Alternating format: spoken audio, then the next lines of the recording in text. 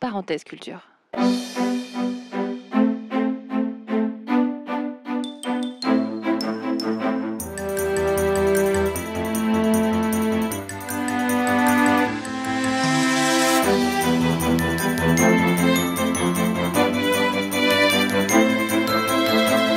Nicolas Bouzou.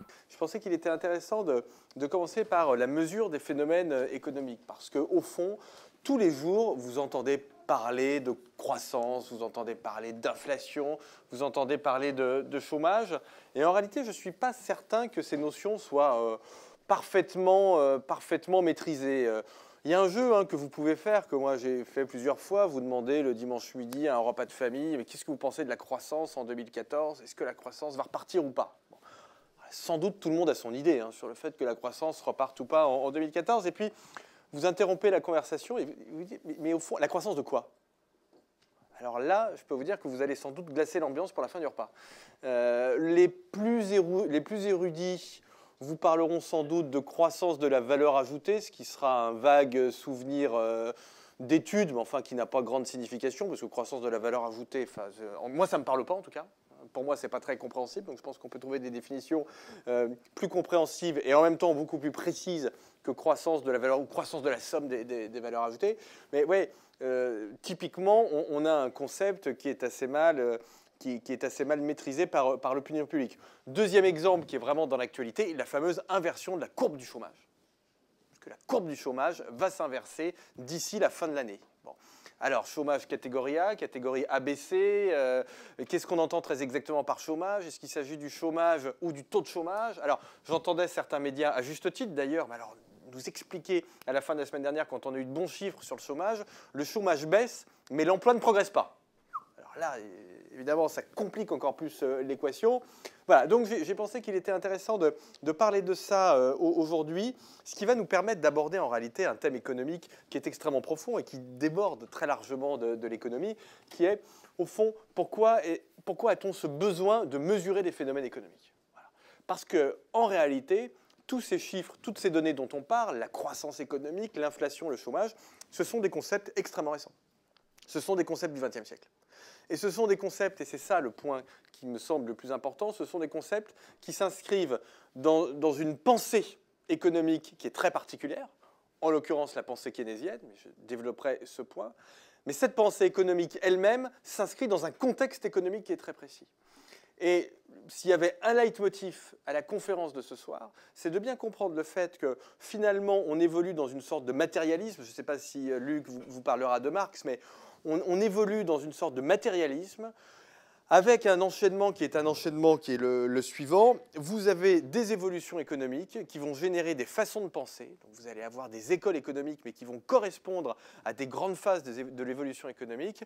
Et vous avez des façons de mesurer l'économie qui vont en découler. Et pour bien préciser mon propos, je vais remonter au plus loin qu'il est sans doute possible de remonter quand on essaie de faire de la théorie économique, c'est-à-dire, et ça fera peut-être écho avec certains thèmes qui ont déjà été abordés, je vais remonter à l'Antiquité.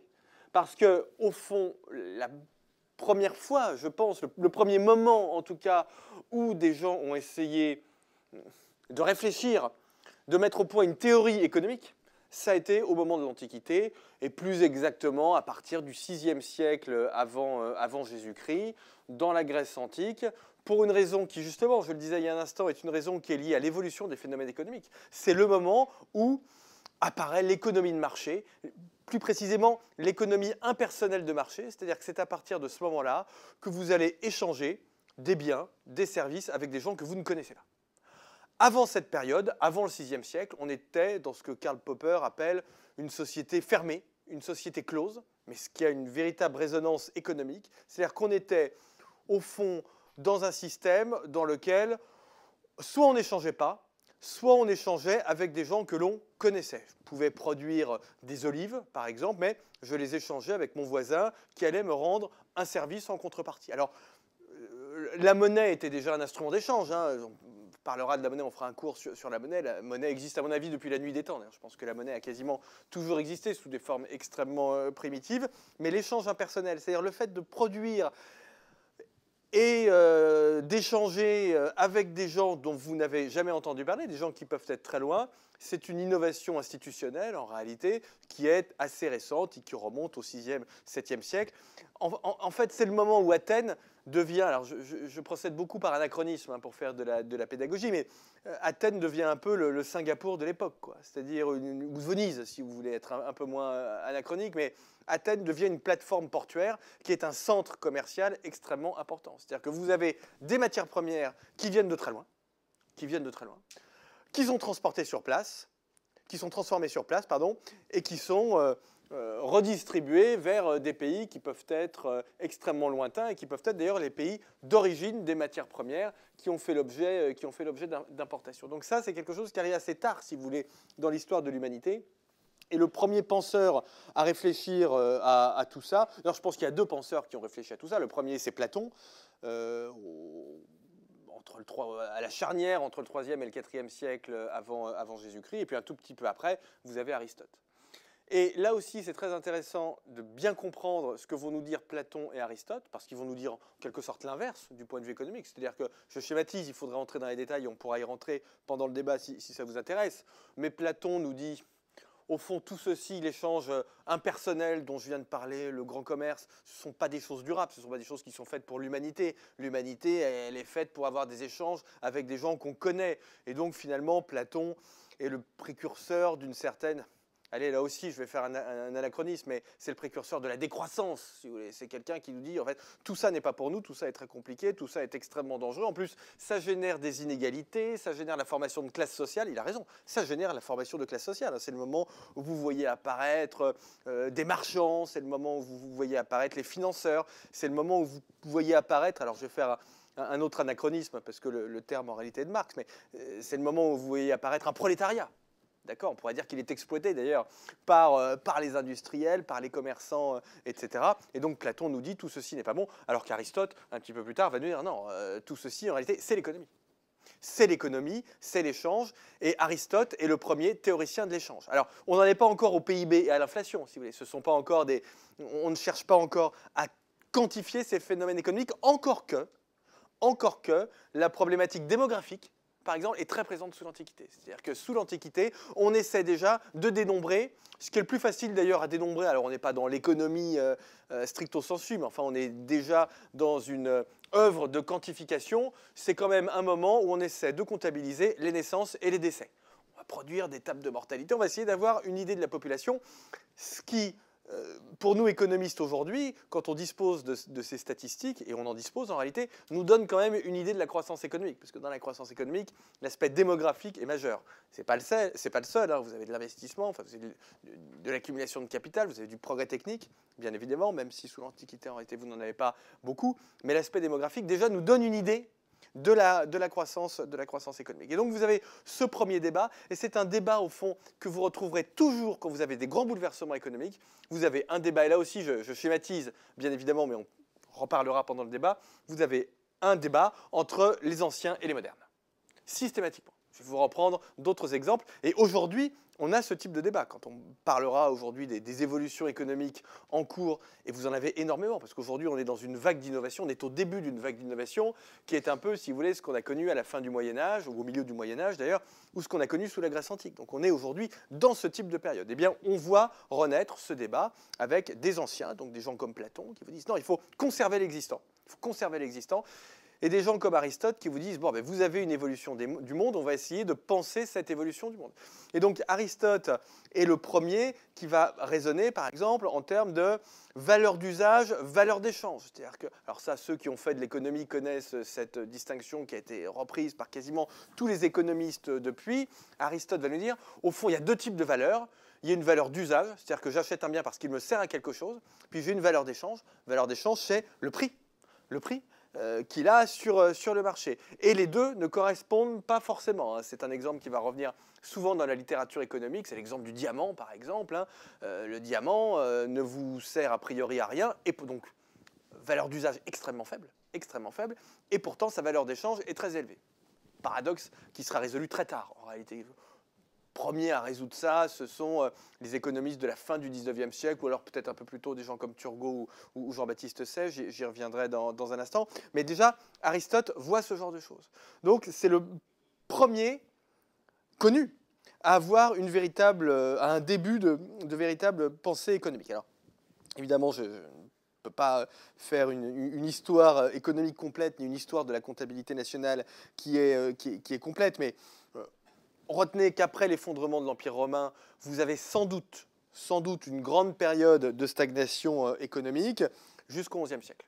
XIe siècle, alors le XIe siècle d'ailleurs, la France a été un pays dynamique au XIe siècle. Hein. C'est le moment des grandes foires, c'est le moment où on repart finalement sur une tendance commerciale qui est une tendance commerciale extrêmement dynamique. Donc vous avez beaucoup d'innovations, notamment dans le domaine agricole. Hein. Grande vague d'innovation. Vous allez avoir d'ailleurs les moulins hydrauliques. Hein. Au XIIe siècle, la France est couverte de moulins hydrauliques. Hein. Donc ça permet de faire des gains de productivité qui sont absolument colossaux. Donc un essor du commerce qui est extrêmement important. D'ailleurs, vous en voyez encore des traces quand vous allez à Provins, ou quand vous allez à Troyes, ou quand vous allez à Langres, dans l'est de la France.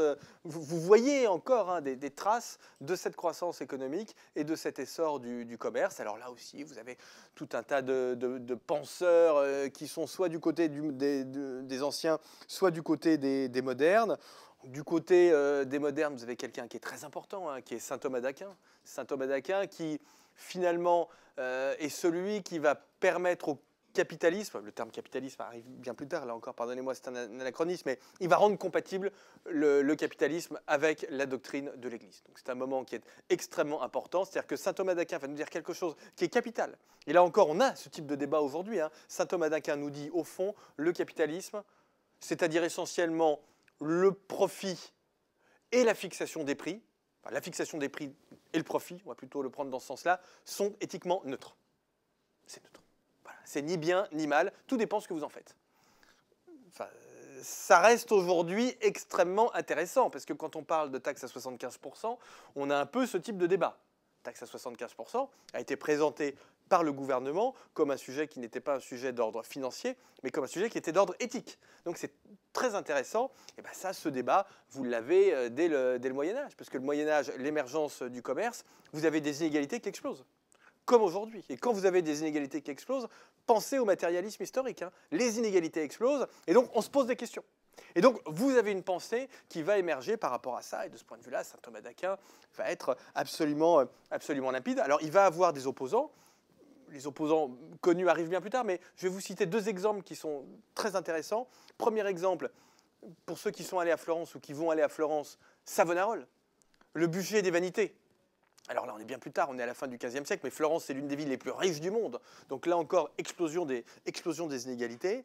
Un peu comme la Chine d'aujourd'hui, si vous voulez. Hein. Quand vous avez des phénomènes de croissance économique qui sont très importants, vous avez des phénomènes d'élargissement de la distribution des revenus. Et Savonarole, qui va prendre le pouvoir à Florence après les Médicis vont revenir ensuite, prendre le pouvoir à Florence après les Médicis, Savonarole dit, écoutez, tout ceci n'est pas possible, ça n'est plus éthique. C'est-à-dire que la théorie de saint Thomas d'Aquin ne peut plus être juste, parce que le luxe a atteint une telle extravagance que c'est même plus la peine de se poser la question. On voit bien que le capitalisme n'est pas éthique, et donc ça donne lieu au bûcher des vanités, c'est-à-dire que les gens qui sont un peu fortunés sont allés censer sur la place centrale de Florence, et ils sont allés censer tout brûler. Enfin, Botticelli ne peindra plus rien après, quoi. Donc c'est quand même un moment, si vous voulez, qui est très important. Vous avez un autre auteur qui est très important, qui est quasiment un contemporain de Savonarole, qui s'appelle Thomas More. Thomas More, alors Thomas More, préfigure le communisme, si vous voulez, et c'est lui qui invente le terme utopie. C'est son livre d'ailleurs, son grand livre qui s'appelle l'Utopie. Alors l'utopie en grec, ça veut dire, comment dire, c'est sans lieu. Un peu dans le néant, si vous voulez, c'est quelque chose qui n'existe pas vraiment. Et Thomas More nous dit, là encore, eh bien, le capitalisme n'est pas du tout neutre du point de vue éthique, c'est quelque chose qui est négatif du point de vue éthique, et donc il faut revenir à la planification, abolir la propriété privée, généraliser la gratuité. On est dans le sujet, parce que quand vous commencez à parler de planification, et si vous lisez bien Thomas More, en réalité, il parle de planification. Qui dit planification dit système statistique. Et donc, vous avez déjà cette réflexion sur, au fond, comment est-ce qu'on peut contrôler l'économie, qui arrive donc avec le développement de l'économie. Alors, l'expansion commerciale continue, les grandes découvertes, la généralisation des États centralisés, et une problématique que nous connaissons par cœur en France, qui n'occupe que nos débats depuis maintenant 2 ou 3 ans, et alors là, qui va être une justification très importante au fait de mesurer les phénomènes économiques, c'est bien évidemment la question des finances publiques. Parce que la France a toujours eu des problèmes de finances publiques. Toujours. Ça ne date pas du 6 mai 2012 pour... elle en avait déjà au Moyen-Âge. Et donc, quand vous avez des problèmes de finances publiques, il faut de la croissance économique. Et ça, c'est quelque chose... Et donc, il faut mesurer la croissance économique. Et ça, c'est quelque chose qui va être très bien repéré par l'un des grands courants de penseurs, qu'on appelle les mercantilistes. Mercantilistes nous disent, au fond, ce qui compte, c'est d'enrichir le roi. Et vous avez l'un des premiers grands traités d'économie en France, qui est écrit par un économiste qui s'appelle Antoine de Montchrétien. Et son traité est dédié à Louis XIII. Et dans son traité, il explique comment faire pour enrichir Louis XIII. Parce que déjà, à l'époque, on a des problèmes de finances publiques. Sully avait déjà des problèmes de finances publiques. Donc c'est une histoire qui remonte à loin. Mais disons que l'obsession des mercantilistes, en réalité, c'est l'enrichissement de l'État. Vous avez un très grand économiste dont je parlerai dans un instant, qui s'appelle Quesnay, qui publie un très grand livre au début du XVIIIe siècle. Les premières phrases sont pauvres paysans, pauvre royaume, pauvre roi. Vous voyez le lien, c'est-à-dire que pour lui, les paysans, c'est la source de la croissance économique. Et donc, si vous avez des paysans pauvres, eh bien, le royaume est pauvre et donc le roi est pauvre. Vous pouvez faire le raisonnement inverse. Pour enrichir le roi, il faut des paysans qui soient prospères, c'est-à-dire qu'au fond, il faut des paysans qui bénéficient et qui génèrent aussi, parce que ça va dans les deux sens, une croissance économique qui est importante. Donc la problématique des finances publiques, elle va être au cœur de la doctrine mercantiliste. Alors la doctrine mercantiliste, je vous la résume là aussi à grands traits, mais l'idée mercantiliste, c'est l'idée de l'enrichissement par le commerce extérieur. C'est le ministère du redressement productif, qui, de ce point de vue-là, est dans une logique qui est complètement mercantile. C'est-à-dire que les mercantilistes nous disent, en réalité, ce qui va faire la richesse du roi, ce sont les afflux d'or. Vous êtes dans une période où la monnaie, c'est l'or. Après, vous allez avoir des billets, plus tard d'ailleurs, au moment de la banque de l'eau.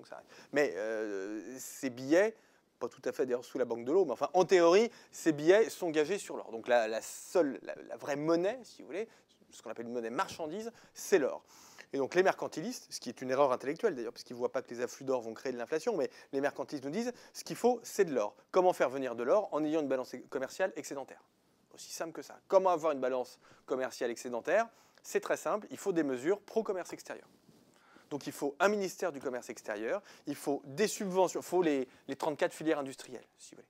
Il faut des subventions aux industries qui exportent, il faut repérer les industries qui exportent, le luxe, etc. Il faut des subventions aux industries qui exportent et il faut des restrictions aux importations. Donc il faudrait pas ce qu'on pourrait appeler une politique de compétitivité, si vous voulez. Politique allemande, d'une certaine façon, la politique économique allemande a été d'inspiration mercantiliste. Je schématise un peu parce que les Allemands ne sont pas protectionnistes alors que certains mercantilistes, pas tous, beaucoup étaient relativement libéraux en réalité, mais certains étaient quand même protectionnistes. Mais vous voyez que c'est un courant d'idées qui a très fortement marqué l'histoire de la pensée économique. Et à partir du moment où votre problématique devient une problématique de puissance du roi ou de finances publiques, vous avez un besoin de mesurer ne serait-ce que les recettes fiscales. Et alors là, vous avez un économiste anglais extraordinaire, parce que sa vie a été une épopée, qui s'appelle William Petty. Et William Petty va fonder l'un des premiers systèmes de mesure des recettes fiscales pour essayer d'anticiper. Alors il fait quelque chose qui est très intéressant, là aussi, qui est très moderne. Il se dit qui va gagner les guerres, notamment entre la France et l'Angleterre. Qui va gagner la guerre? Celui qui va gagner la guerre, c'est celui qui a le plus de moyens militaires. C'est celui qui a le plus d'argent à mettre dans le budget de l'armée. Et donc c'est celui qui a les recettes fiscales les plus importantes. Et donc, il va comme ça essayer de mesurer les différences de recettes fiscales, c'est-à-dire les différences de croissance économique, au fond, entre la France et l'Angleterre. Alors, rétrospectivement, quand on regarde tout, Vauban va faire des choses un peu pareilles, d'ailleurs. Alors, évidemment, quand on regarde tout ça avec le recul, on voit que c'est très imprécis, mais vous entrez déjà dans une logique qui est un peu celle de la comptabilité nationale. Alors, qui va faire un grand bond en France, grâce à quelqu'un dont j'ai parlé il y a un instant, qui s'appelle François Quesnay. Alors, il faut s'arrêter sur François Quesnay, qui est à l'origine d'un mouvement que l'on a appelé les physiocrates. François Quesnay, donc vous êtes sous l'Ancien Régime. C'est un médecin, un chirurgien de Madame de Pompadour, pour l'anecdote. Il achète la charge, puisqu'à l'époque, on achète des charges. Si vous voulez, beaucoup de fonctionnaires, parce qu'on a aujourd'hui beaucoup de fonctionnaires, mais à l'époque, vous achetez le droit d'être fonctionnaire, vous achetez des charges, ce qu'on appelle la vénalité des offices. Et donc, il achète la charge, alors il y a des conditions pour acheter les charges, la charge de chirurgien du roi, mais il achète la charge de chirurgien du roi. Donc, il devient le chirurgien de Louis XV, et d'ailleurs, il va assister à sa veillée mortuaire, et il se rend compte que finalement, la médecine et l'économie, vous avez des points communs qui sont énormes. Alors, comme il réussit bien en tant que médecin, d'ailleurs, il devient propriétaire terrien, et donc il a ces deux mamelles, justement, pour reprendre l'expression de Sully, même s'il ne parlait pas de celle-là, mais enfin, l'agriculture, oui, mais l'agriculture et la médecine. Et en observant l'agriculture et la médecine, il en tire une théorie économique qui est un peu complexe, mais qui préfigure ce dont je parlerai dans un instant, ce qu'on appelle aujourd'hui la macroéconomie. Ça préfigure la macroéconomie, c'est-à-dire que Quesnay nous dit, au fond, dans l'économie, vous avez des très grands secteurs d'activité. Le principal secteur d'activité, c'est l'agriculture. Alors pour Quesnay et les physiocrates, vous n'avez que l'agriculture qui crée des richesses. D'accord ? Le reste, ce sont des secteurs qui sont des secteurs qu'il appelle stériles. Ce qui, bien évidemment, est complètement faux. Je reviendrai dans un instant. Mais il est déjà dans cette logique, donc une logique sectorielle et une logique de transfert entre les secteurs. C'est-à-dire qu'il va vous dire, bien voilà, on crée beaucoup de valeur ajoutée dans l'agriculture, donc on génère des revenus qui vont profiter aux commerçants, lesquels commerçants vont pouvoir consommer. Si les agriculteurs sont suffisamment productifs, ça va leur permettre de dégager une épargne qu'ils vont réinvestir, ce qui va leur permettre d'investir, etc. Donc, il est véritablement dans une logique qui est déjà une logique macroéconomique, alors qui est complètement fausse, parce que quand vous regardez aujourd'hui ce qu'on appelle le tableau économique de Quesnay, évidemment, ça ne fait guère de sens. Vous avez des flèches partout, c'est extrêmement complexe, et il n'y en a que pour l'agriculture, mais il est le premier à avoir une logique qui est véritablement une logique macroéconomique et qui sera reprise par quelqu'un qui a une influence considérable sur ce qu'on est encore aujourd'hui, là, j'en parlerai aussi dans un instant, qui est bien évidemment, Keynes. Alors, évidemment, je ne peux pas faire un cours complet d'histoire de la pensée, mais sachez que vous arrivez au début de ce qu'on a appelé la révolution industrielle. Donc la révolution industrielle, là aussi, je le dis très schématiquement, donc vous êtes dans la deuxième partie du XVIIIe siècle, elle vient d'Angleterre. L'idée de Quesnay est quand même pas idiote parce que l'Angleterre est le pays dans lequel vous avez les gains de productivité agricole les plus importants, et aujourd'hui, on est capable de voir que le fait qu'il y ait eu des gains de productivité importants dans l'Angleterre de l'Ancien Régime a permis d'investir dans le domaine de l'industrie et d'innover en matière de machines à vapeur, par exemple. Donc vous avez un lien entre la machine à vapeur, qui est quand même la grande invention du XVIIIe siècle, qui diffusera en France plus tard, plutôt au XIXe siècle, mais grande invention du XVIIIe siècle, c'est la machine à vapeur. Ça n'est pas complètement indépendant des gains de productivité qu'on a pu faire en Angleterre dans l'agriculture. Donc l'idée de Quesnay qui consistait à faire partir la croissance économique de l'agriculture est quelque chose, si vous voulez, qui n'est pas complètement absurde. Mais vous êtes dans ce contexte de la révolution industrielle. Alors là aussi, ce que décrira Marx plus tard, avec beaucoup de justesse d'ailleurs à mon sens, mais avec des formations de classe sociale ou peut-être plus exactement des changements de classe sociale. Marx nous dira un peu plus tard que ce qui est tout à fait extraordinaire dans cette révolution industrielle, c'est que vous n'avez plus que deux classes sociales. Avant, vous aviez plein de classes sociales. Vous aviez les esclaves. Aujourd'hui, vous n'avez plus que deux classes sociales, les propriétaires des entreprises et les autres. Il y avait les bourgeois et les prolétaires. Les bourgeois, ce sont les propriétaires des entreprises, et les prolétaires, ce sont les salariés ou les ouvriers. Voilà. Donc ça, l'analyse de Marx de ce point de vue-là est extrêmement intéressante et, à mon avis, d'ailleurs, en grande partie juste. Mais vous êtes dans ce contexte-là où on commence à s'interroger, on recommence à s'interroger, un peu comme au temps d'Aristote et de Platon, mais sur des sujets comme la distribution des revenus, les origines de la croissance économique, parce qu'on est en train progressivement d'entrer dans un monde de croissance qui est un monde de croissance généralisé, ce qui n'avait jamais été le cas. Avant la fin du XVIIIe siècle, vous aviez des traces de croissance économique, mais elles restaient, pour ainsi dire, très localisées. Les foires de Champagne, les cités-États d'Italie du Nord, l'âge d'or hollandais. Donc là, vous aviez des grands mouvements de croissance économique. Mais sur un périmètre extrêmement large comme le monde occidental, vous n'aviez pas de mouvement de croissance économique partagé par quasiment tous les pays. Ça, vous allez l'avoir à partir de la fin du XVIIIe siècle et bien évidemment pendant tout le XIXe siècle, hein, qui est la grande période de croissance et donc d'augmentation des revenus dans l'ensemble du monde, occidental. Donc, deuxième moitié, fin du XVIIIe siècle, on est dans cette période-là extrêmement nouvelle, et donc c'est là que vous voyez apparaître, pensez toujours au matérialisme, conception matérialiste de l'histoire, vous avez ce grand mouvement économique, et donc vous voyez apparaître des économistes qui vont s'interroger là-dessus. Adam Smith, typiquement Adam Smith, quels sont les ressorts de la croissance économique ? Chez Adam Smith, très clairement. Et là, on rentre dans une logique qui est assez macroéconomique aussi, hein, qui va aboutir à la façon de mesurer les problèmes économiques d'aujourd'hui. Adam Smith nous dit, au fond, ce qui fait la croissance économique, c'est l'épargne. C'est le fait que vous avez une fraction du revenu qui n'est pas consommée, qui est mise de côté pour être réinvestie.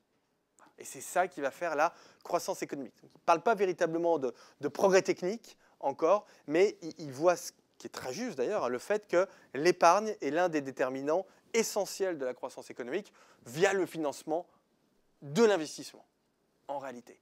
Donc la richesse des nations, hein, qui est le grand livre d'Adam Smith, est publié en 1776. Et Adam Smith est une véritable star, hein.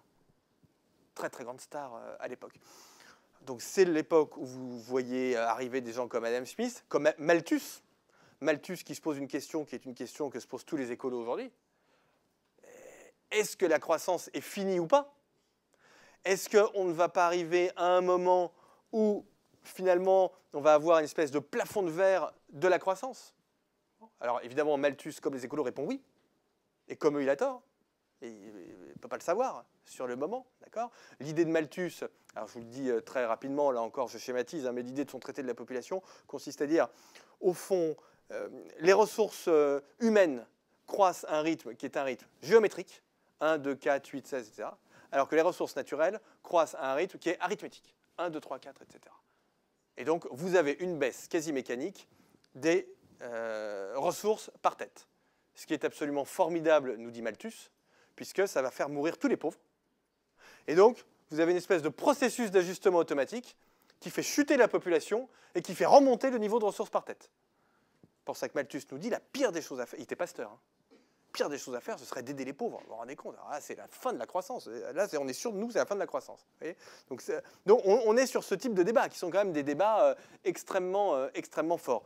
Ricardo, qui s'interroge sur le libre-échange. Ricardo, c'est le grand théoricien du libre-échange. Est-ce qu'il vaut mieux le libre-échange ou le protectionnisme ?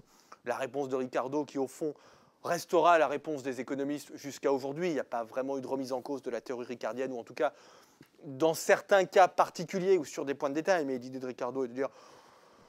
Chaque nation, comme chaque individu d'ailleurs, ou chaque entreprise, a plutôt intérêt à se spécialiser dans ce qu'il sait faire. C'est plutôt ça qui est avantageux, sous certaines conditions. Enfin, bon. Et donc, oui, c'est plutôt le libre-échange est en moyenne plutôt plus avantageux que le protectionnisme, ce que montre assez facilement toute l'histoire d'ailleurs, toute l'histoire économique. Et puis, vous avez l'arrivée, alors ça c'est très important, vous avez l'arrivée au XIXe siècle d'un courant qui est quand même une formidable aventure intellectuelle, qui est le courant du socialisme, qui est quelque chose qui est un avatar de la révolution industrielle. Il n'y avait pas véritablement de socialisme. Alors, je vous ai parlé de Thomas More ou de Platon, si vous voulez. Ça restait quand même des gens relativement isolés. mais vous avez l'apparition du mouvement socialiste à partir de la révolution industrielle, parce que la révolution industrielle, elle crée ce que Schumpeter va appeler plus tard de la destruction créatrice. C'est-à-dire que ça crée de la croissance, mais ça bouleverse l'ensemble du corps social. Donc vous avez une sorte de paradoxe, c'est-à-dire que vous avez de la croissance et de l'enrichissement, mais vous avez une augmentation de la pauvreté, comme aujourd'hui, exactement comme aujourd'hui. Et donc vous avez l'apparition de ce qu'on aurait pu appeler à l'époque les nouveaux pauvres. Vous retrouvez ça, c'est Les Misérables, Oliver Twist, les Mystères de Paris d'Eugène Sue. Marx adorait Eugène Sue, Balzac, Les Misérables. Hein. Marx était très cultivé, il lisait énormément. Il aimait beaucoup ces auteurs qui décrivaient vraiment la réalité économique de l'époque. Et donc vous avez l'apparition du mouvement socialiste. Alors, Marx arrivera bien plus tard. Hein. Les premiers socialistes sont justement des utopistes. C'est-à-dire que ce sont des gens qui ne proposent pas véritablement d'alternatives. Donc, vous allez retrouver des gens, peut-être des noms que vous connaissez, comme Owen, comme Fourier, comme Proudhon. Alors, vous avez deux branches. Je ne vais pas rentrer dans les détails, je ne peux pas faire un cours sur le socialisme, quoique ce serait très intéressant. Mais vous avez deux branches. Vous avez une branche, pourrait-on dire, une branche un peu anarchiste, si vous voulez, et vous avez une branche étatiste, qui est représenté par Louis Blanc, par exemple, en France. Mais le point le plus important pour notre propos, c'est quand même l'arrivée de la pensée marxiste, l'arrivée de Marx, donc dans les années 1840, qui va donner un fondement scientifique au socialisme. Parce que ce que va nous dire Marx, et là encore, on est dans des problématiques qui sont ne sont pas très éloignées de nos problématiques actuelles. Ce que va nous dire Marx, c'est la révolution industrielle, mais plus généralement ce qu'il appelle les rapports de production, c'est-à-dire la façon dont les forces de production, le capital, le travail des matières premières, s'assemblent ensemble. Ça évolue. Les rapports de production, il appelle ça l'infrastructure dans son jargon. Les infrastructures de la société évoluent, et ces changements d'infrastructure bouleversent la constitution des classes sociales. Bouleversent la constitution des classes sociales. C'est le débat actuel sur les classes moyennes. On est très exactement là-dedans. J'ai écrit un livre il y a quelques années qui s'appelle « Chagrin des classes moyennes », mais au fond, c'était une méthode un peu marxisante, si vous voulez, qui consiste à voir la société sous forme de classe. Donc le 19e siècle, c'est au contraire l'émergence des classes moyennes. Bon, aujourd'hui, à mon avis, c'est plutôt la fin des classes moyennes, mais ce qui est très intéressant chez Marx, c'est que vous avez cette notion de classe et de rapport de force entre les classes. Alors après, il y a évidemment plein de choses qui sont fausses chez Marx. D'ailleurs, on peut dire, pour schématiser, que ce qui concerne le socialisme chez Marx est faux, ce qui concerne le capitalisme est très pertinent. C'est normal, parce que le capitalisme, il le voit, le socialisme, il le pense. Donc c'est plus facile d'analyser ce qu'on voit que ce qui pourrait éventuellement arriver. Mais vous avez chez Marx la volonté de donner des fondements scientifiques à l'évolution économique. Alors Marx, c'est ce qu'on appelle un historiciste, hein, c'est-à-dire que c'est quelqu'un qui nous dit qu'il y a des lois économiques qui se déroulent dans le temps. Il y a des lois économiques qui évolue dans le temps, ce qui est dans une très large mesure faux, mais c'est un véritable économiste. C'est-à-dire que c'est quelqu'un, et d'ailleurs il est reconnu comme par ses pairs comme un économiste. Hein, des tas de gens qui n'étaient pas d'accord avec Marx au XIXe siècle, mais personne n'aurait jamais songé à le disqualifier en tant qu'économiste. C'est quelqu'un qui réfléchit, qui met en place un outil méthodologique qui est extrêmement puissant, et c'est quelqu'un, bien évidemment, qui va générer des débats. Tellement de débats qu'arrive la révolution de 1848, qui est instrumentalisée, en tout cas c'est ce que disent les économistes de l'époque, qui est instrumentalisée par les politiques, et notamment par les politiques de gauche, qui disent, au fond, la révolution de 1848, elle n'a pas véritablement réussi. Elle n'a pas véritablement réussi parce qu'elle a été détournée par les bourgeois, alors que ça aurait dû être une révolution populaire, et elle a notamment été détournée par les économistes bourgeois. Et alors ça, c'est un point qui est extrêmement important, parce que 1848 est vraiment le moment à partir duquel on va assister à une désidéologisation, pardonnez-moi, le mot n'est pas beau, mais de l'économie. Et vous avez un très grand économiste français qui s'appelle Michel Chevalier, qui fait une leçon inaugurale au Collège de France en 1848, et qui dit non, l'économie, c'est une discipline scientifique. Et c'est à partir de ce moment-là qu'on va véritablement parler de sciences économiques. Avant, on parlait plutôt d'économie politique, et on trouve finalement que ce terme, économie politique, on n'aime pas trop mélanger économie et politique. Non, on fait de la science économique. Alors, il y a toujours beaucoup de malentendus, parce que moi, 20 fois par jour, on me dit l'économie n'est pas scientifique. Bien sûr que si, l'économie est scientifique, comme la médecine. Ça n'est pas une science exacte. Ça, oui, bien évidemment. Mais enfin, je peux vous dire, vous avez eu les conférences d'Étienne Klein, que les débats chez les physiciens, donc, qui est censé être une science dure, sont autrement plus violents que les débats chez les économistes. Hein. J'ai jamais retrouvé ce niveau. Ils s'insultent et tout, ils se traitent d'incompétents et tout. Les climatologues, j'en parle pas. Moi, je crois que c'était une science dure, mais j'ai assisté à des réunions. Avec Luc était là d'ailleurs aussi. On a assisté à des déjeuners. Je me souviens à un moment où on avait invité justement un certain nombre de spécialistes du climat à déjeuner. Ça se terminait en pugilat généralisé. J'ai jamais vu ça chez les économistes, hein, même les plus extrêmes. Il y a quand même un cœur de discipline, si vous voulez, qui est partagé. Alors, je vais être un peu corporatiste, mais enfin, vous avez quand même un cœur de discipline qui est partagé par 99% de la profession, ce que vous ne retrouvez pas forcément dans les sciences dures. Donc oui, bien évidemment, c'est une science. Science, scienta, ça veut dire la recherche de la vérité. Donc oui, on recherche la vérité. Ça s'oppose à la magie, par exemple. Alors en France, vous avez encore beaucoup de gens qui pensent qu'en économie, il n'y a pas de règles. Donc on est dans le domaine de la magie, ce qui est bien évidemment faux. Il y a des règles en économie. Et je ne conseille pas au gouvernement d'ailleurs d'aller contre ces règles. Parce qu'en général, ça se passe mal. D'accord ? On va faire trop d'anachronismes, mais oui, quand vous augmentez le taux de prélèvement obligatoire d'1,5 point de PIB, il y a une règle qui vous dit que vous avez un impact négatif sur la croissance. Là, on a fait la vérification empirique, donc c'est bien. Mais on pouvait l'anticiper avant. Donc, en économie, vous avez des règles, et c'est ce que rappelle fort opportunément Michel Chevalier en 1848. Alors, jusque-là, jusqu'à la fin du XIXe siècle, on avait commencé à mesurer les phénomènes économiques, mais on mesurait, comment dire, l'économie était un champ, c'est-à-dire un champ d'études. C'est-à-dire que l'économie concernait les grandes affaires financières du royaume. Voilà.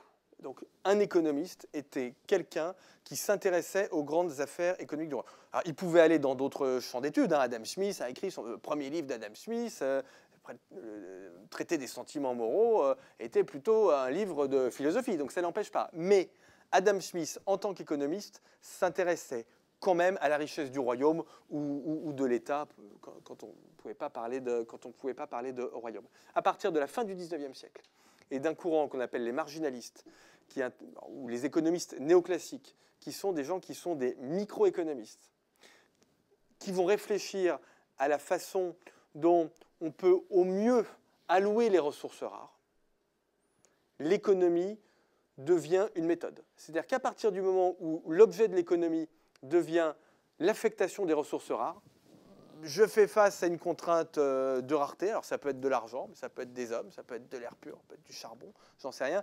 Quelle est la meilleure façon de les allouer ? Est-ce que c'est le marché ?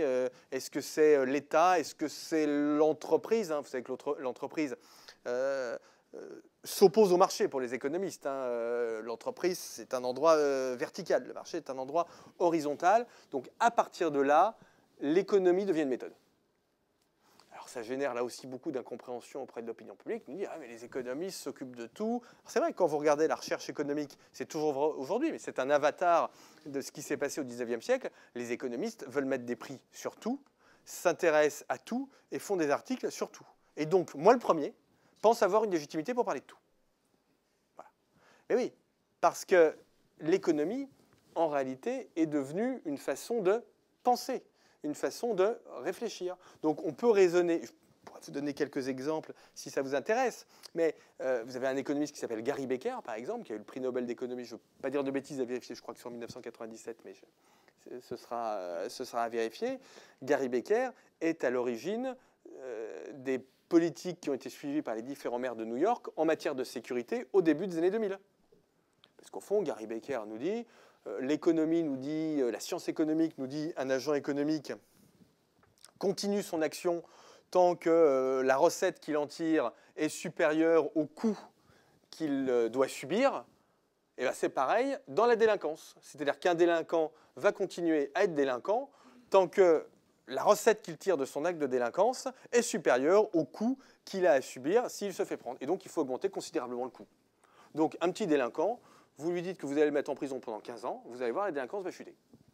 Voilà. Alors, alors ça, je dis ça de façon provocatrice, hein. Après, il y a évidemment plein d'autres types de débats qui peuvent entrer en ligne de compte, mais ces politiques qui, par exemple, ont été menées aux États-Unis dans certaines villes, ce sont des politiques qui ont été développées intellectuellement par des économistes qui ne s'intéressent pas. Je ne suis pas sûr que Gary Becker s'intéresse pour le coup beaucoup aux questions de fiscalité ou de taux de change, hein. Ça doit le barber. Alors moi aussi, hein, la fiscalité, j'en peux. Pourquoi plus on est tous à saturation là, de toute façon. Mais vous voyez, c'était Gary Becker, c'est un économiste qui est dans la tradition des néoclassiques et donc il s'intéresse absolument à tout. Gary Becker, par exemple, a fait des articles sur le choix du conjoint. C'est une vraie question. Ça, comment est-ce qu'il y a une méthode pour choisir un bon conjoint?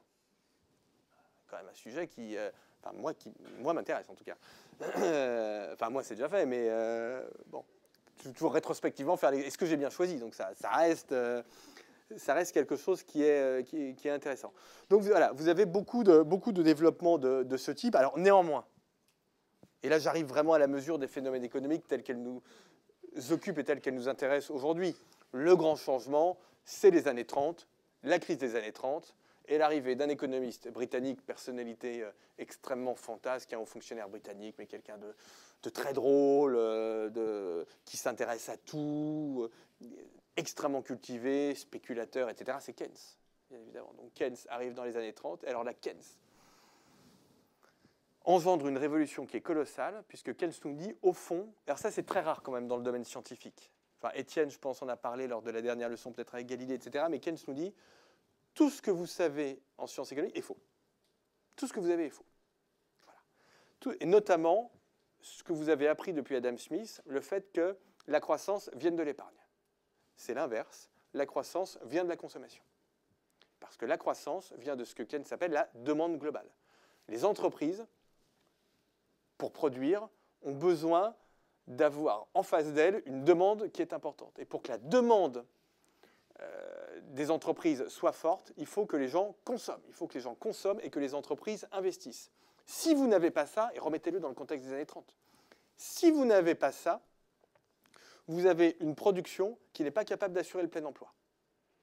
Et donc, si pour une raison X ou Y, les entreprises n'ont pas envie d'investir, parce qu'elles n'ont pas le moral, parce qu'elles n'aiment pas le gouvernement, etc., si les consommateurs n'ont pas envie de consommer, parce qu'ils n'ont pas le moral, parce qu'ils pensent que les impôts vont augmenter, etc., vous aurez une croissance économique qui ne sera pas la croissance économique du plein emploi. Alors là, Keynes nous dit un truc auquel on n'avait jamais pensé, quasiment.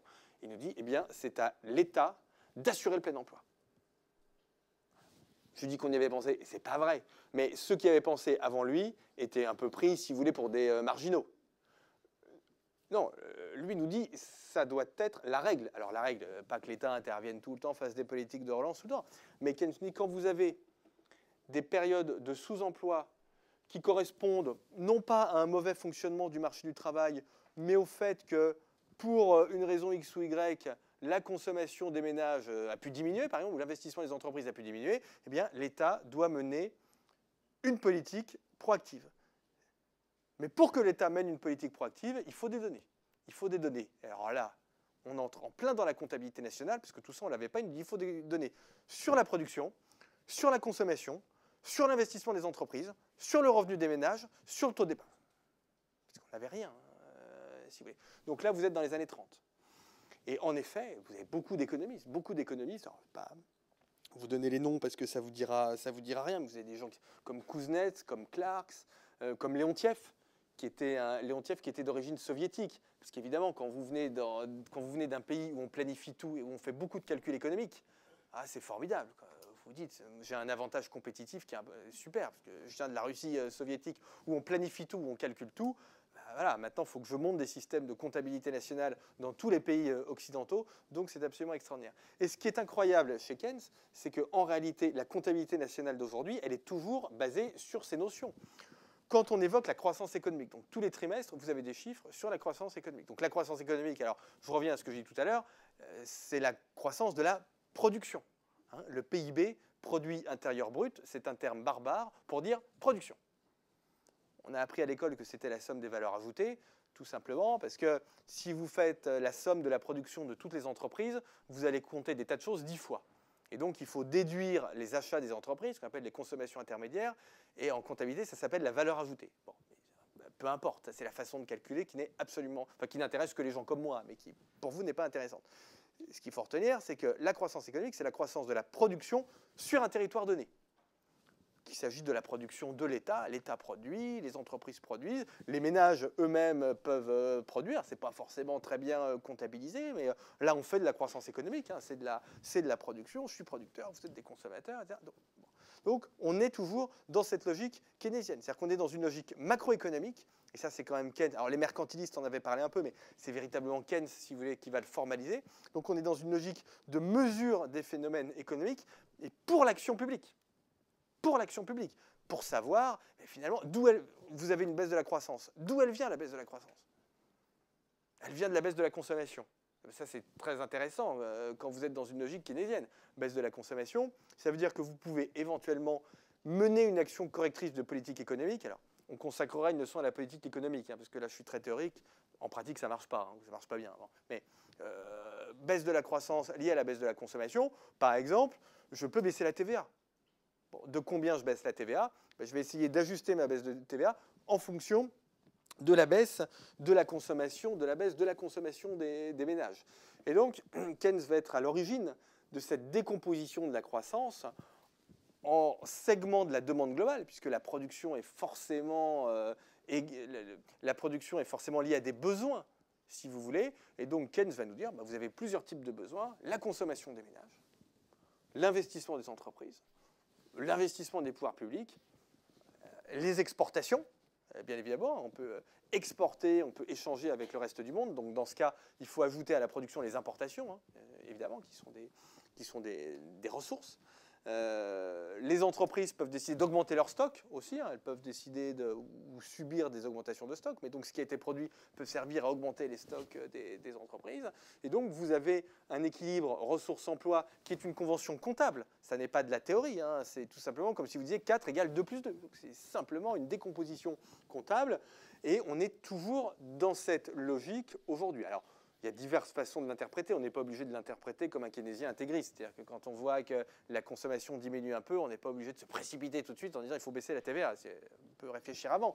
Mais on reste, malgré tout, dans ce cadre intellectuel, qui est un cadre intellectuel qui présente quand même énormément d'avantages.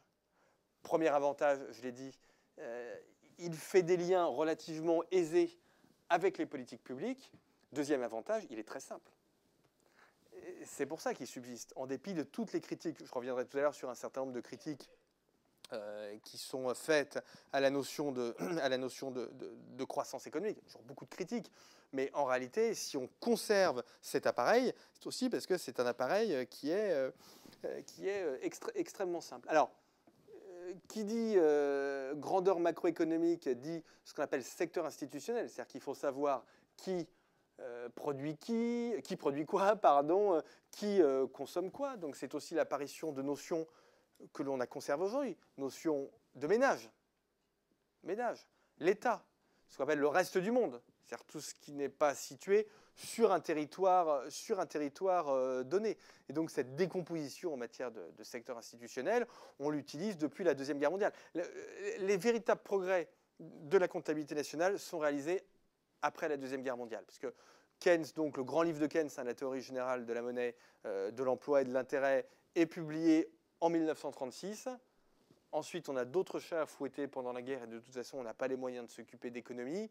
Et donc, la mise en place des grands systèmes de comptabilité nationale, en réalité, c'est après la guerre. L'INSEE est créé en 1945. D'accord ? Indépendante, sous la tutelle du ministère de l'économie, ce qui est normal, hein, c'est un service d'État. Dans tous les pays du monde, hein, ce sont des services d'État qui sont indépendants, dont l'indépendance, en France, là aussi, parfaitement, l'INSEE est parfaitement indépendante. Hein. On souffre parfois un peu de paranoïa collective, donc quand on a un chiffre qui est bon, qui est publié, on pense qu'il a été manipulé. Non, il faut en chercher la raison, mais les organismes statistiques en France sont complètement indépendants. Ils sont même très corporatistes, ce qui est peut-être une force d'ailleurs, mais non, il n'y a aucun problème à ce niveau-là. Mais l'INSEE est créé en 1945. Et c'est pendant cette même période que l'on va créer tous les grands systèmes de comptabilité nationale, alors qu'ils se sont considérablement enrichis.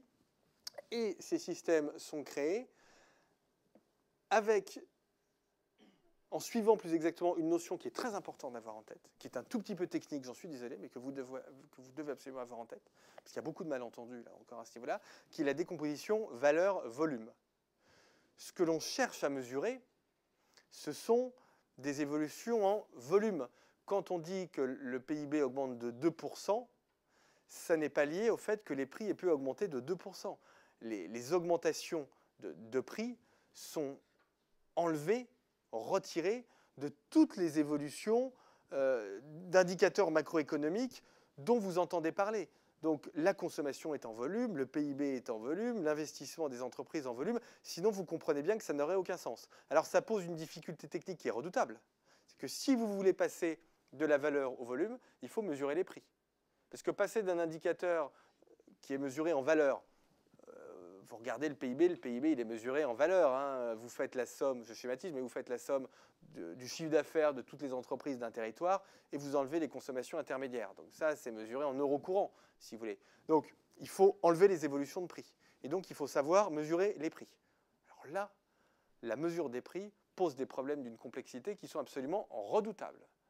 Pour une raison qui est très simple à comprendre. C'est que mesurer une évolution de prix n'a de sens que si vous mesurez l'évolution de prix entre deux biens ou deux services qui sont très exactement les mêmes. Or, les biens changent tout le temps, en raison du progrès technique. Et donc, quand vous avez du progrès technique, et ça aussi, c'est parfois un peu difficile à comprendre par les opinions publiques qui disent « Ah, mais c'est scandaleux, les chiffres sont manipulés, on nous fait croire que les prix n'augmentent pas, etc. » Mais si, quand vous avez du progrès technique, il faut imputer des baisses de prix. Parce que si vous avez un ordinateur d'aujourd'hui, je donne des chiffres qui sont complètement arbitraires, mais c'est pour bien me faire comprendre. Vous avez un ordinateur d'aujourd'hui qui vaut 100 € et un ordinateur d'il y a 5 ans qui valait 100 €. L'erreur majeure serait de dire que le prix est le même. Parce que votre ordinateur d'aujourd'hui, il est 5 fois plus puissant que l'ordinateur d'il y a 5 ans. Donc son prix réel a été divisé par 5. Alors là, les ménages nous disent « Oh scandale, mon pouvoir d'achat est le même. » Ah non, ton pouvoir d'achat a bien fortement augmenté. Il a fortement augmenté puisque aujourd'hui, avec le même revenu, tu achètes un ordinateur qui est 5 fois plus puissant qu'il y a 5 ans. Donc vous voyez, alors ça pour l'ordinateur, mais on le fait pour les voitures, pour les lave-linges, les services, j'en parle pas. Alors là, c'est pire que tout, c'est-à-dire que c'est même pas stable à un moment donné. C'est-à-dire que dans une même rue, vous avez un coiffeur pour le même prix qui vous rate votre coupe et un autre qui vous réussit votre coupe. Alors là, c'est infernal quand vous mesurez les prix, parce qu'en principe, il faudrait corriger par la qualité de la coupe, si vous voulez. Donc évidemment, on peut pas le faire. Mais donc cette question de la mesure des prix, elle est absolument centrale pour passer de la notion de volume pour passer de la notion de valeur, à la notion de volume. Donc derrière tout ça, vous avez des techniques qui sont extrêmement sophistiquées, mais là aussi, on peut entrer dans les détails si ça vous intéresse. Le message quand même que je peux vous faire passer, c'est faites confiance aux appareils statistiques, qui sont extrêmement performants. L'INSEE a développé un appareil statistique qui est extrêmement performant, mais tous les pays développés et de plus en plus les pays émergents. Les méthodes de calcul sont complètement homogènes. Elles sont monitorées, enfin elles sont décrites et monitorées dans le cadre de l'ONU. Elles sont homogènes et vous avez des contrôles. Eurostat, par exemple, audite périodiquement les instituts nationaux des pays européens. Et l'INSEE, d'ailleurs, est souvent très bien noté, à la fois pour la qualité de ses publications, mais aussi pour son indépendance. Donc, n'ayez aucune paranoïa envers les chiffres.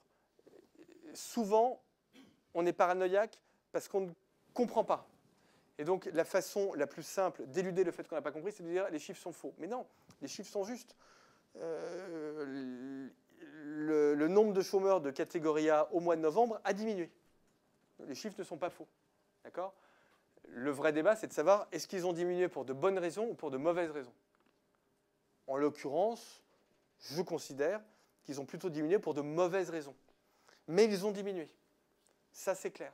Ils n'ont pas été manipulés. Donc, on confond souvent notre difficulté, on fait une confusion entre notre difficulté à analyser les chiffres et la qualité des chiffres. Donc ça, c'est un point qui est extrêmement important. Alors, je vais peut-être conclure parce que j'ai déjà beaucoup parlé sur est-ce que la comptabilité nationale va beaucoup évoluer ces prochaines années? C'est vrai qu'aujourd'hui, je l'ai dit, on est un peu comme au siècle de Périclès ou au moment de la Révolution industrielle ou de la Renaissance. On est dans une période de mutation économique qui est absolument colossale, on en reparlera. On a une économie qui est de plus en plus une économie de services. Dans un pays comme la France, plus de la moitié de la consommation des ménages, ce sont des services. Plus de la moitié de la consommation des ménages. Donc ça pose des défis méthodologiques qui sont redoutables. On est dans des économies de progrès technique qui sont extrêmement rapides. Je veux dire, un iPad, ça coûte 400 €, donc ça coûte quasiment rien. Et vous avez des progrès techniques qui sont absolument colossaux. Donc tout ceci pose des défis en matière de mesure qui sont redoutables. Et alors très souvent, et là on dit, le PIB, il faut le jeter par la fenêtre, parce que c'est un mauvais indicateur. Non, je ne crois pas que ce soit un mauvais indicateur. Je pense que c'est un très bon indicateur qui est simple. Simplement, la mutation économique que l'on vit, elle pose des difficultés d'interprétation. Elle pose des difficultés d'interprétation. Alors, on me dit souvent, dans le PIB, par exemple, il y a de la pollution. Il y a des choses qui polluent. Ce qui est tout à fait vrai. Dans le PIB, il y a des choses qui polluent. Prends toujours cet exemple. Vous êtes au feu rouge, dans Paris, vous serrez le frein à main, vous appuyez bien à fond sur l'accélérateur, vous consommez de l'essence, ça va se retrouver in fine en production auprès de la production commerciale, auprès de la station-service et éventuellement production d'essence. Ça fait du PIB. Ça pollue. Mais ça, c'est pas l'outil qui est mauvais. Si vous voulez, pas l'outil en soi qui est mauvais. C'est simplement qu'il faut savoir l'analyser. Mais là, on fait du PIB. On fait de la production. Et on ne pollue pas. On est dans de la production de services.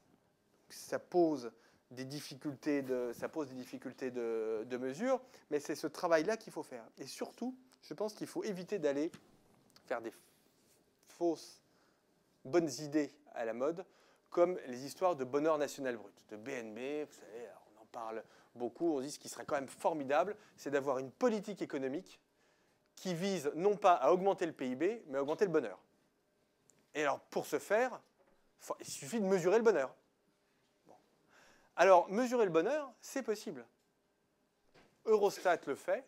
D'ailleurs, tous les grands instituts le font. Moi, dans mon dernier livre, j'explique un peu ça. Mesurer le bonheur, c'est assez simple. En fait, on demande aux gens, de noter leur bonheur, par exemple, sur une échelle de 1 à 10. Et puis, on regarde comment ça évolue dans le temps. Alors, deux choses. Premièrement, mais ça, c'est peut-être plus aux philosophes, mais comme on en a beaucoup parlé déjà avec Luc, je ne pense pas qu'on ait un avis très différent là-dessus, mais je pense qu'une politique qui viserait à faire le bonheur serait une politique quand même qui assez rapidement pourrait virer au cauchemar. C'est la première chose. La deuxième chose, c'est que ce n'est pas trop la peine de s'embêter, parce que toutes les études montrent, contrairement à ce que j'entends parfois, que plus vous vivez dans un pays dans lequel le PIB par habitant et donc le revenu par habitant, qui est la conséquence du PIB par habitant, plus le PIB par habitant est élevé, plus vous êtes heureux. Et à l'intérieur des pays, les riches sont plus heureux que les pauvres. Donc, globalement, vous avez une corrélation qui est correcte entre vos ressources matérielles et votre bonheur. Ce qui est vrai, c'est qu'il n'y a pas que ça. Il y a plein d'autres facteurs qui rentrent en ligne de compte. Et puis, il y a plein d'exceptions. Vous avez des gens riches malheureux, des gens pauvres heureux.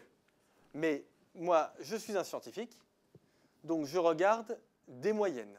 Et en moyenne, il se trouve que le fait de vivre dans un logement qui est chauffé, en mangeant ce que vous voulez manger, en vous habillant comme vous voulez vous habiller, en lisant les livres que vous avez envie de lire, a priori, rend un peu plus heureux que le fait d'avoir faim. Donc, vous pouvez vous dire qu'une politique qui est une saine politique économique, qui va aboutir à une croissance économique élevée, eh bien finalement, c'est une politique économique qui contribue au bonheur. Donc ce n'est pas la peine d'aller fabriquer des indicateurs de bonheur national brut qu'il faudra maximiser. Faisons de bonnes politiques économiques et ce sera déjà bien suffisant. Voilà. Et vous nous dites donc que la sagesse populaire a tort, l'argent fait le bonheur. Non mais il n'y a pas que ça. L'argent n'est pas le seul élément du bonheur, mais très clairement, vous avez quelques facteurs. Vous avez en gros 3 facteurs. Hein. Vous avez l'argent, la santé et la liberté. Alors si vous avez les 3, c'est absolument formidable. Mais enfin, toutes choses égales par ailleurs, l'argent compte. Question d'auditeur. Vous avez parlé donc de mesure économique. Donc la mesure économique permet d'acter une situation à un instant T. Hein. De quelle manière ou peut-elle permettre la prospective Oui. et pour dire les choses autrement, de prédire l'avenir Oui, ou d'agir, d'influer sur l'avenir? Oui. Alors, là, je pense que ce sont deux questions un peu différentes. La question de la prédiction, justement, et c'est là d'ailleurs que vient le malentendu entre sciences dures, sciences moelles, etc., la prédiction n'est pas possible. On ne peut pas prévoir.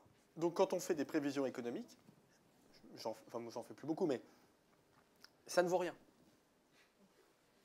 Parce que vous ne pouvez pas prévoir, vous pouvez éventuellement vous dire les comportements vont évoluer de telle ou telle façon, mais le rôle des économistes, c'est d'expliquer.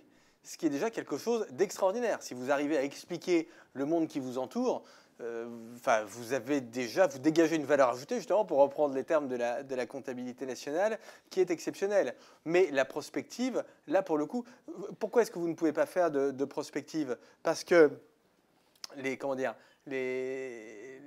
enchaînements, ce qu'on appelle nous des élasticités dans le temps, ne sont pas constantes. Je vais prendre un exemple très simple. On sait que la consommation dépend du revenu. Donc ça, on peut considérer que c'est une loi. La consommation dépend du revenu. Quand le revenu des ménages augmente, leur consommation augmente. Quand le revenu des ménages diminue, leur consommation diminue. Donc ça, c'est une loi qui est à peu près sûre. Mais qui ne sert à pas grand-chose en matière de prospective. Parce que le ratio entre la consommation et le revenu, ou entre le revenu et la consommation, peu importe, ce ratio, lui, n'est pas constant dans le temps. Il dépend de tout un tas de choses. Et donc ça, vous ne pouvez pas le prévoir. Alors, ce que l'on fait, ce que font les prévisionnistes, c'est qu'ils regardent ce ratio calculer un ratio moyen sur une période passée, qui est une période de 15 ou 20 ans, et ils la projettent sur l'avenir. Mais c'est comme si vous disiez, je vais prévoir le temps de demain en regardant le temps d'hier. Si vous voulez. Donc, du coup, on est toujours déçu. On dit, finalement, c'est toujours faux. Oui, parce qu'on ne peut pas faire de prospective. On peut essayer d'en faire. C'est intéressant, mais on ne peut pas faire de prospective précise. Alors, votre question sur comment prévoir les réactions aux politiques économiques, on fera une leçon consacrée à la politique économique, parce que c'est un sujet important, surtout en France, où on a un peu le gène, malheureusement d'ailleurs, à mon avis, mais on a ce gène de la politique économique. On veut faire des mesures partout, des actions réglementaires, de la fiscalité nutritionnelle, écologique, voilà. Bon, on peut étudier les comportements passés et se dire que dans une certaine mesure, les comportements passés seront à peu près les mêmes que les comportements à venir. Mais là aussi, ce qui est très intéressant quand vous faites de la politique économique, c'est que vous voyez que dans 90% des cas, vous êtes surpris. Vous êtes surpris. Je vous donne un exemple très précis. Je viens d'évoquer ça il y a un instant. La fiscalité nutritionnelle. Pour en reparler, si ça vous intéresse, pour faire des économies à la sécurité sociale, dans beaucoup de pays, on considère qu'il faut combattre l'obésité. Comment combattre l'obésité? L'un des moyens, c'est de mettre une fiscalité spécifique sur le sucre, par exemple. Vous mettez une fiscalité sur le sucre, l'analyse économique va vous dire, oui, vous augmentez le prix du sucre, et donc la consommation de sucre va diminuer. Absolument. Mais ce qui s'est passé dans certains États américains où on a fait ça, c'est que on augmente le prix du sucre, la consommation de sucre diminue, ça redonne du pouvoir d'achat aux ménages qui utilisent ce pouvoir d'achat pour acheter de l'alcool. Des cigarettes. Ou des cigarettes. Donc l'augmentation du paquet de Exactement. cigarettes, il faut... Ce qu'on appelle des jeux d'élasticité croisée. Donc ça, vous ne pouvez pas le prévoir à l'avance. C'est pour ça que la politique économique est quelque chose qui doit toujours être manié la main tremblante, et non pas le poing sur la table. Voilà. Donc pas de prospectivisme exacerbé. Pour Voilà. autant, tout à l'heure, vous avez dit une phrase. On est au début d'une période d'innovation. Donc, oui. Qu'est-ce qui vous permet de le dire? Parce que ça, je le vois. Parce que là, je suis dans l'analyse. Je ne suis pas dans la prévision, si vous voulez. Je vois bien qu'aujourd'hui, vous avez ce que les anglo-saxons appellent les NBIC. L'arrivée des nanotechnologies, des biotechnologies. Bon, évidemment, l'informatique et la communication, ça a commencé il y a quelques années, même quelques dizaines d'années, mais on peut considérer qu'on est encore au début de ça. Le C pour la cognitivity, l'intelligence artificielle. Tout ceci, c'est ce qu'on appelle des technologies multi-usages, c'est-à-dire des techniques, des technologies qui vont avoir des impacts sur l'ensemble de l'économie, comme le chemin de fer au milieu du 19e siècle, comme l'ampoule électrique à la Belle Époque ou l'automobile au début du 20e siècle. Donc, c'est ce qu'on appelle des révolutions industrielles. Et donc, tout ceci, si vous voulez, va avoir des effets de diffusion extrêmement forts que je ne vais pas quantifier parce que je ne sais pas le faire, mais je sais vous dire que ce sont des révolutions industrielles qui vont avoir des effets structurants sur l'économie. On parlera de Schumpeter dans l'une des prochaines conférences. Donc là, je ne suis pas du tout dans la prospective. Je suis dans ce que je vois. Et d'ailleurs, je le vois tellement bien que si on s'intéressait un peu moins à la fiscalité, on s'intéresserait à des sujets économiques qui sont beaucoup plus intéressants et qui sont les sujets économiques de ces 3 derniers jours, qui sont Amazon qui va livrer dans 2 ou 3 ans avec des drones. Ça, c'est intéressant. Volvo qui lance la voiture sans chauffeur, qui est beaucoup moins dangereuse que la voiture avec chauffeur. Les seuls cas d'accident de voiture sans chauffeur, c'est quand on a débranché le truc. Et les Chinois qui sont partis coloniser la Lune.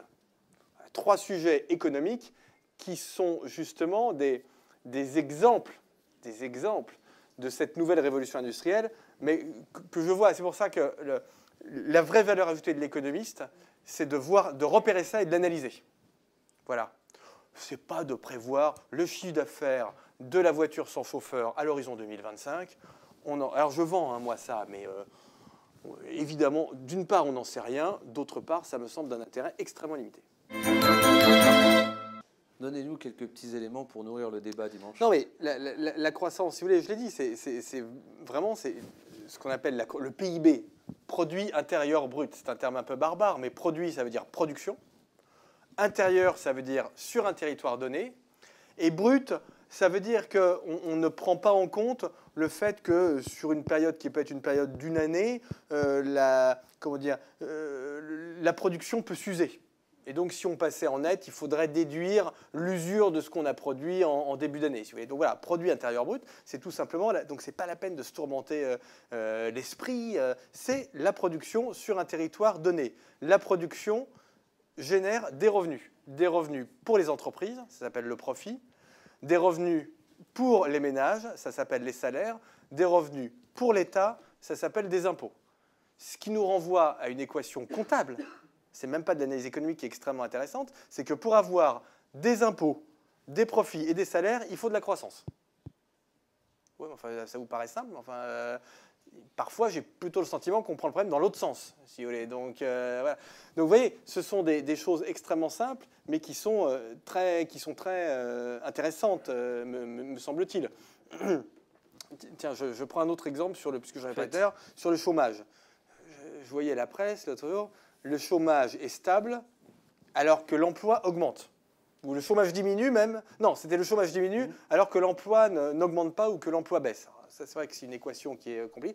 Tout simplement parce que l'emploi qui est mesuré par l'INSEE, c'est l'emploi des entreprises privées. Ce qu'on appelle le secteur marchand. C'est-à-dire que c'est les entreprises privées, moins l'agriculture, qui est considérée comme ne faisant pas partie du secteur marchand. Cet emploi-là est stable. Et encore, d'ailleurs, on dit que cet emploi-là est stable. Cet emploi, il est toujours calculé en termes nets. C'est-à-dire que si vous avez un emploi qui n'a pas bougé de façon apparente entre 2 trimestres, ça veut dire, en règle générale, que vous avez eu 500 000 destructions d'emplois et 500 000 créations d'emplois. Le solde est à 0, mais on ne voit pas ce qu'il y a à l'intérieur. Vous savez qu'en France, on détruit 10 000 emplois par jour. Tous les jours, on détruit 10 000 emplois. Ça relativise. Quand on fait la une des... Et c'est pas une critique, parce que moi aussi je fais, mais la une des médias sur un plan social de 400 personnes... C'est l'effet de masse. Vu qu'on... Voilà, c'est ça, c'est concentré sur un point. De 5, voilà. de 20, On en détruit 10 000 par jour. Heureusement, on en recrée 9 000. Enfin, il faudrait en recréer 11 000 quoi, pour que le chômage baisse, pour le coup. Donc, les entreprises, l'emploi créé par les entreprises, il est stable. Vous avez une augmentation des radiations administratives parce que les contrôles opérés par Pôle emploi sont plus durs. Vous avez une montée en charge forte des emplois publics cette année, qui sont ce qu'on appelle les emplois aidés, mais en réalité, dans les circonstances actuelles, ce sont des emplois publics. Et donc, vous avez un chômage qui diminue pour des raisons qu'on peut discuter, mais c'est une question d'analyse. Est-ce que l'emploi public est bon ou pas? Ça, c'est un sujet qui est un sujet très, très important, bien évidemment, sur lequel il faut mener un véritable raisonnement. Mais donc, vous avez ce paradoxe apparent, un chômage qui diminue et un emploi dans les entreprises qui est stable. Si je vous ai bien compris, la courbe du chômage, quand on parle d'emploi public, si une administration recrute, ça ne se répercute pas sur le chiffre du chômage? Si, ça se répercute sur le chiffre du chômage, mais on ne le voit pas sur les chiffres de l'emploi. Ça se répercute sur le chiffre du chômage, tout simplement, parce que la personne qui est recrutée par le Conseil général du Languedoc-Roussillon, elle sort des statistiques. Soit elle en sort de façon vertueuse parce qu'elle s'est désinscrite, soit elle a prévenu personne. Dans ce cas-là, c'est une radiation. Alors, vous avez dit de faire confiance assez aveuglément aux statistiques qui seront, sera toujours vrai et tout ça. Mais en fait, je pense que le problème, ce serait justement l'interprétation de ces statistiques. Et qu'est-ce que vous avez des pistes pour justement améliorer ça? Parce que là, votre intervention m'a vraiment appris beaucoup de choses. Et est-ce qu'il faudrait, je sais pas, mettre des économistes au gouvernement, plus d'économistes, ou des économistes à la télé, ou des choses comme ça? économiste à la télé, moi je fais ce que je peux, m'en demandez pas plus. Hein, bon, c'est Nicolas Bouzou qu'il faut nommer un peu fatigué. à Bercy, quoi. Mais ça, non, voilà. non, ça, alors là, vraiment. Puis je le dis vraiment, je pense que ça n'a. Il ne faudra pas l'écrire avec ministre, elle n'a aucun intérêt. Dites pas à Luc. Mais non, je pense que ce qu'il faut, c'est faire de la pédagogie, quoi. C'est-à-dire, il faut expliquer inlassablement ces concepts, qui, me semble-t-il, ne sont pas des concepts très compliqués. Mais vous savez, les Français font beaucoup de progrès en économie. Ils font beaucoup de progrès en économie. Et vous pouvez en témoigner, mais je pense que dans les médias, par exemple, il y a 10 ou 15 ans, on parlait beaucoup moins d'économie. Et ce qui est un peu malheureux, mais ce qui a changé ça, c'est la crise.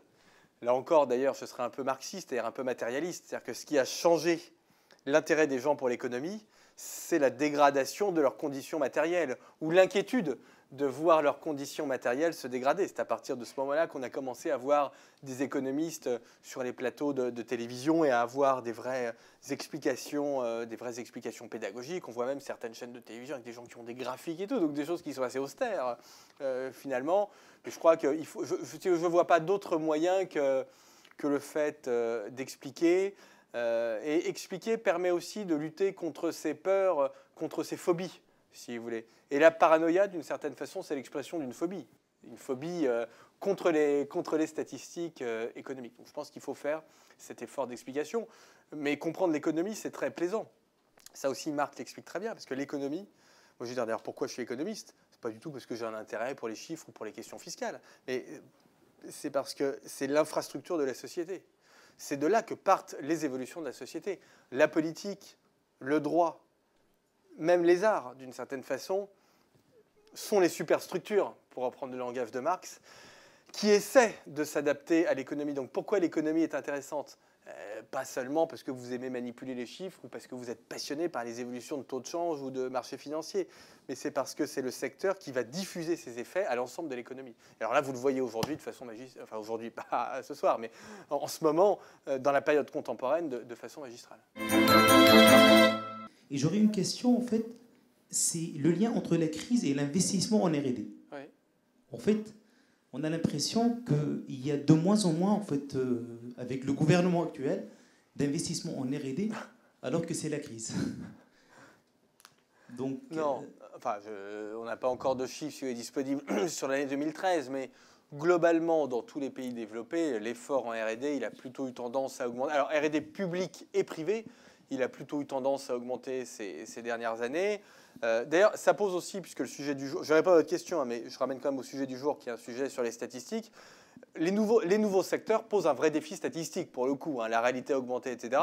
C'est-à-dire que autant, j'ai dit, les indicateurs macro, comme le PIB, sont assez robustes et supportent très bien ce type d'évolution technologique, autant on va devoir construire des indicateurs qui n'existent pas sur ce type de secteur. Les organes statistiques commencent à le faire, mais enfin c'est difficile parce qu'il faut identifier les entreprises, il faut construire vraiment de nouveaux secteurs d'activité. Donc ça prendra du temps.